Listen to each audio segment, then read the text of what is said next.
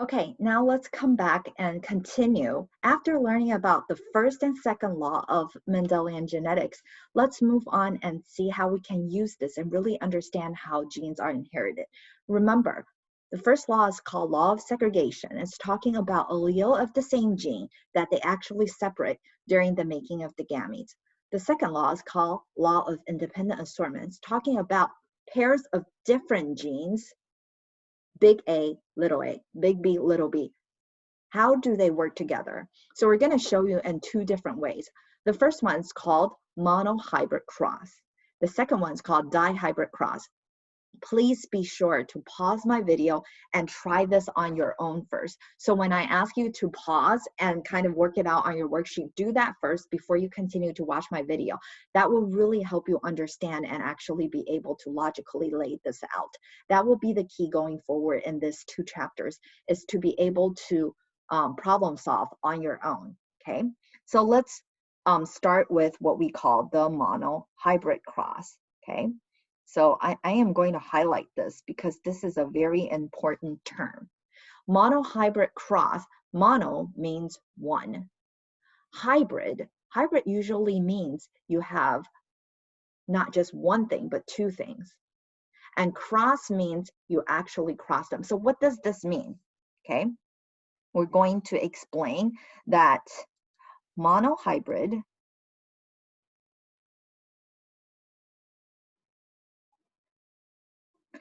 mono means one, hybrid means you got two different things, hetero, two different things, and you cross.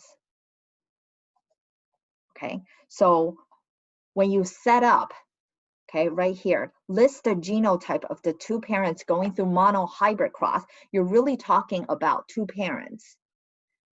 Actually, you're trying to figure out one trait of heterozygous that's being fertilized, and you're trying to figure out how this works. So mono, one trait, hybrid, heterozygous, cross. Parent one has one trait. Let's say this is a trait about abs. Big A means you got big abs. Small a means you got small abs. Both parents are heterozygous for monohybrid cross. This is the only way to do monohybrid. It has to be heterozygous cross with heterozygous. What does cross mean? It means you are fertilizing them. That's what cross means. So mono, one trait. Hybrid means they're both heterozygous and you cross them. So let's do that on here, on your notebook or your worksheet. You got one trait that is of heterozygous and you cross them, okay? So always in doing genetic questions, this is your formula that I will set up for you. First, you list out the genotype. And in here, your monohybrid cross is big A, small a cross with big A, small a. They're of one trait and they are of heterozygous because it's a hybrid, and you cross them. Now, how do I cross? That's the question. How do I go from an individual to it actually going through sexual reproduction? Well, we have to make gametes. So list out the genotype of the parents is the first step. The second step is figure out, number two, right here, the gametes that they will produce. So let's figure this out. If I am the female and I have heterozygous, how do I make my egg? Well, that is when the first law of Mendelian genetics comes in. What is the first law? It says law of the same gene, allele of the same gene separates.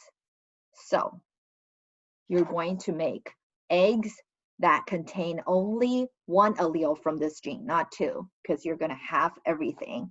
So parent one, let's say it's a female, you're going to make an egg that only has either big A or small a. Now, let's say we move on to the male. Okay, he also have big A, small a, right? Right here. the second parent also have big A, small a, and he's going to make sperm. Again, law of segregation says you get one allele, okay, because it separates. So parent 2, you put down. So you went from big A, small a into only one allele per gamete. Now number 3.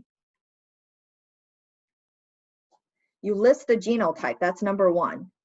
You figure out the gametes, that's number 2. Number 3, you do the cross, you do the Punnett square.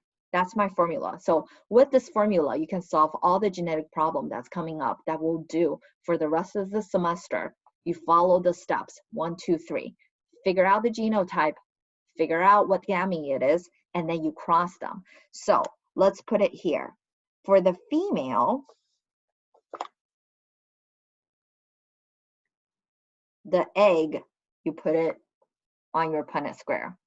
And for the male, you also put in here. And now you cross them. So I know a lot of you did this in high school. If not, okay, what this means is if I am a female, I make this kind of egg. If I am a male, I make this kind of sperm.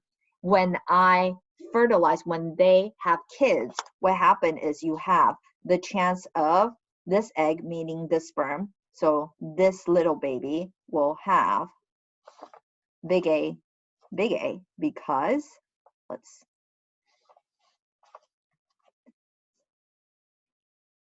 that's how you do the cross. Okay, so let's continue. Gonna go back to red. This one will be small a and big A, and always list for a trait the dominant in the front and the recessive in the back. It's easier to read this way. When we move on to dihybrid cross, you'll see how important this is. And this one, again, the dominant, the recessive. And what about this one? It's both recessive, okay? So I am going to clearly mark this out for those of you that hasn't done this before. This is how we do the cross. Okay. So once you have this, then it actually informs you the kind of baby you're going to have, and its genotype. So let's then be able to list the phenotypic ratio and the genotypic ratio. You'll be asked quite a bit about this. So what is, first of all, let me see. It did not ask for the genotypic ratio, but I am going to list out the genotypic ratio as well, okay? So let's try. If you can do this, what is the genotypic ratio? Genotypic ratio. If I cross big A small a with big A small a, what is my offspring's genotypic ratio? Well, let's look at the offspring. The offspring is right here. I got, what is genotype again? It's the genetic makeup, okay? So I got 1 big A, I got 1, 2 big A, small a, and I got 1 small a. So my genotypic ratio will be big A to big A, small a, to small a, and that gives me, 1 right here, 2, how many? 1, 2, 2, how many? 1. So the genotypic ratio of a monohybrid cross is 1 to 2 to 1, and that will be homozygous dominant, heterozygous, and homozygous recessive. Okay, that will be our genotypic ratio. What about phenotypic ratio? Well, what is phenotype? It's the actual observable trait. The observable trait depends on your genotype. This one is dominant over this one, so it's going to show dominant A trait, dominant A trait. This one's going to show dominant A trait. right? And this one will show recessive A trait. So what is your phenotypic ratio? Your phenotypic ratio is dominant to recessive 1, 2, right? These two, how many do you have? I got this is dominant trait. This is dominant trait. This is dominant trait. So 1, 2, 3. 3, and this is what? Recessive, 1. Recall in the last video, I said Mendel was smart. He figured out this is the only way to get 3 to 1. This is the only way he was able to get from tall and tall, right? Do you see this? These two were all dominant A, which means if you change that to big T, small t, big T, small t, phenotypically, it will be tall. How do you cross too tall and actually end up with 1/3 of your offspring being short? This is how, right? So if you have a tall pea plant and a tall pea plant, their phenotype is tall. How do you get short out of it? Well, let's try this. Big T, small t, big T, small t, right? Same thing segregates. There you go. This is how you get short, sorry, and how you get 3 tall. 3, 2, 1. Okay, so this is why Mendel was really a good mathematician. He figured all this out, and this will be your monohybrid cross. Anytime you think about monohybrid cross, you will know its genotypic ratio is 1 to 2 to 1. Its phenotypic ratio is 3 to 1. So try to work this out on your own again and not watch my video and see if you can arrive at the same result. Once you're able to do that, let's move on to dihybrid cross. This one, you really need to do it on your own. That's the only way to understand this. Okay, I'm going to draw it out for you, but please do take the time to figure this out on your own. This part, we're doing the dihybrid cross. So now let's set it up again. Number 1, what is the genotype of the parents? Dihybrid means you got 2 traits, and they are all heterozygous, and you are going to cross them. 2 trait, hybrid, heterozygous, cross. You're going to fertilize them and cross them. So how do we do this? 2 traits, let's go with big A, small a, because it's heterozygous, and big B, small b. So this is trait number 1. This is trait number 2, and they are both heterozygous. Do you see that? So this is the first individual, and that's the second individual. The same. 2 traits, trait 1, trait 2, and they're both heterozygous. So what is dihybrid cross? It is, it is 2 trait of heterozygous being crossed. That sets up your genotype of 2 parents going through dihybrid cross. So instead of just talking about big abs, small abs, let's now add in the hair color. This is also, so this parent probably have big abs with black hair. So does this parent, big ab with black hair. So you're like, its offspring will have big abs with black hair, right? They're both big abs with black hair, but that's not what we're going to see. So we have to work this out in genetic terms. First, you list out the genotype. Second, what do? You then list the gametes. So let's figure out the gametes. We got big A, big B, big A, small b, small b, right? Okay. So you got your genotype out.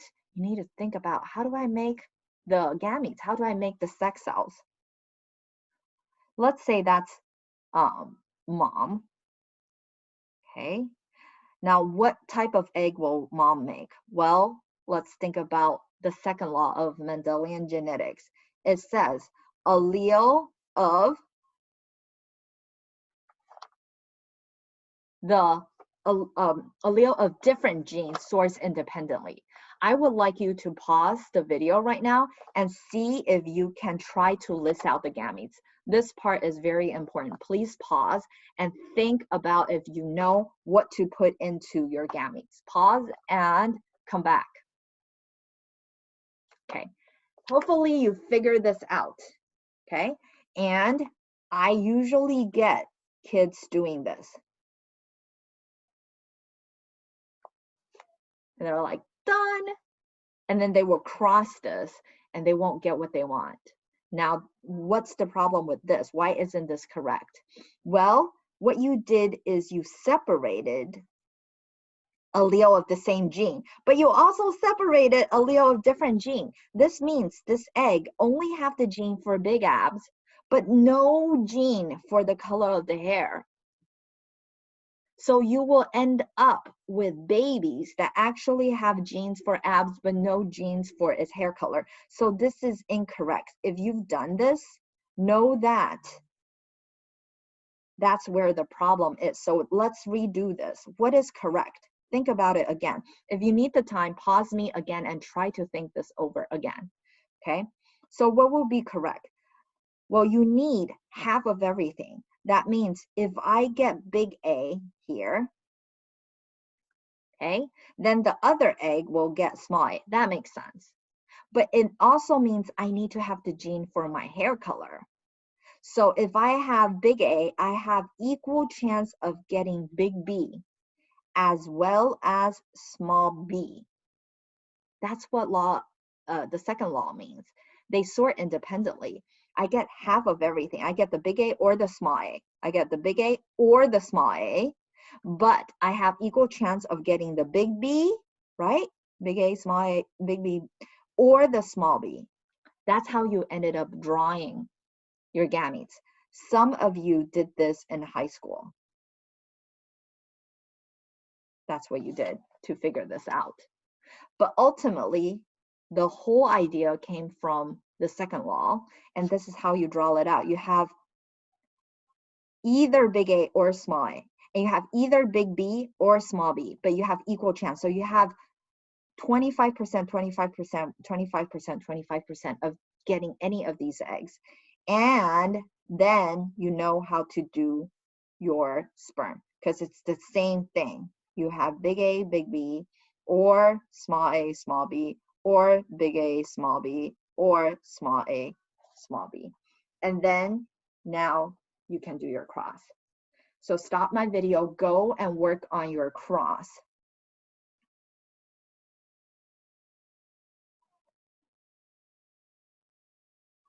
Okay. I am going to write out the gametes. Okay. So you got, let me change the color. For parent 1, you got big A, big B, or you got big A, small b, or you got small a, big B, or you got small a, small b. Hopefully this is what you got. Okay, I am going to do the other parent the same way. So hopefully you're going to follow along in your worksheet. There's no other way. You have to actually physically figure this out. Watching me draw is not going to help you, so make sure you have this worksheet printed out, or you just have a piece of paper and you follow along, okay? So, like I said, the steps are 1, what is the genotype? 2, what kind of gametes do they make? 3, cross them. So let's put our eggs and sperms into our crosses. Let's start with the mom. I'm going to list mom up here.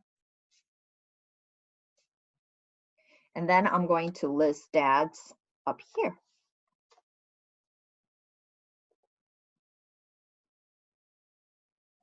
Now, if you follow this long, I'm going to teach you how I'm going to cross them. The first thing is you always put the same trait together and you put the dominant one in the front. So for this one, big A with big A, then you want to put, oops, big A, and big B with big B. So that one was easy, but the next one, big A, big B, and then small b. You're like, why don't I put small b first? It's going to make reading this into phenotype that much easier down the road. I'm going to show you that. So same thing here. Put the dominant first. Okay, put the dominant first. Okay, try to figure all this out as I am also drawing this out. And then kind of play back and see if you've gotten the same thing as I have gotten them. That ultimately, we're going to count the phenotype, okay? And when we are looking at the phenotype, you're going to see how organizing them this way is really going to help you.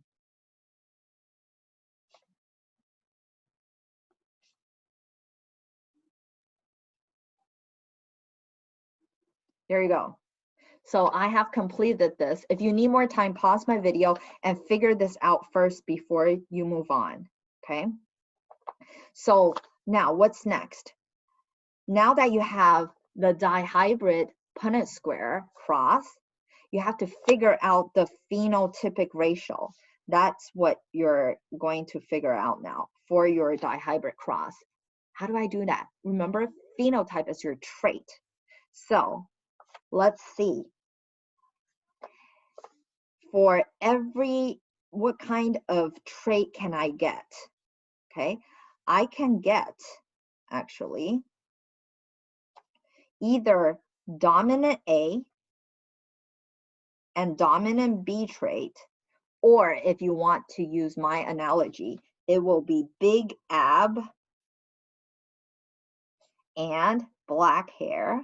That's the first trait, right? Or you can have dominant A, recessive B, and that will be big ab, and blonde hair. Or you can have dominant, recessive A and dominant B, which means recessive A is what? You got small abs. And you got blonde hair. And the last one is all recessive, right? These are the only possibilities you have, which means you have small abs and you got blonde hair. Okay, so these are the only possible phenotypic traits I have for two traits. You're either big ab, black hair, big ab, blonde hair, small abs, blonde hair, or small, where did I go wrong? Oh, this is dominant B, so this is supposed to be black hair. Okay, now I have all the things set up. Okay, once I have this, how do I find out the ratio? You go back to the genotype. The genotype determines the phenotype. That's what we wrote out on the worksheet. Genotype determines phenotype. So let's look at this, okay? Let's do a tally.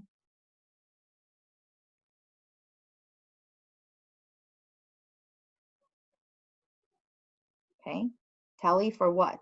Tally for dominant A, dominant B, and a tally for dominant A, recessive B, and a tally for recessive A, dominant B, and recessive A, recessive B.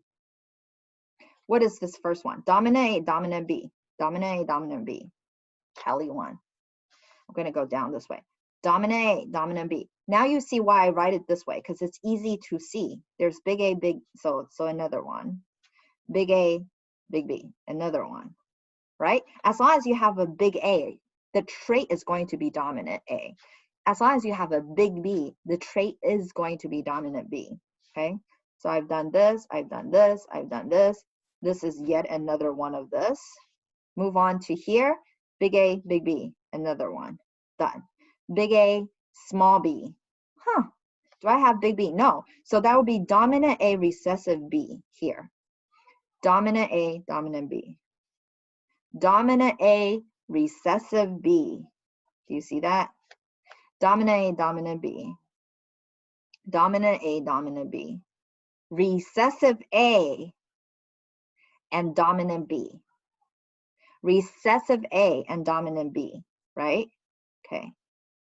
Last line. Dominant A, dominant B. Dominant A, recessive B. Recessive A, dominant B, right? Recessive A, dominant B. And then the last one, recessive, recessive. So you count this. This is 9, this is 3, this is 3, this is 1. So any dihybrid cross will always have the phenotypic ratio of 9, 2, 3, 2, 3, 2, 1. If you have stopped my video and was able to get this far and got this ratio number, congratulations. If you haven't and you just watched, stop my video and then start from the beginning. Start from here. Start from the big A, small a, big B, small b, cross with big A, small a, big B, small b. Do that. Start from the beginning and say, okay, I can set up the dihybrid cross and then now figure out the gametes. Once you have the gametes, then put it into a Punnett square and see if you can figure out the genotype. Then do the tally to do the genotype, and then do the tally to figure out the phenotype. See if you can get 9232321.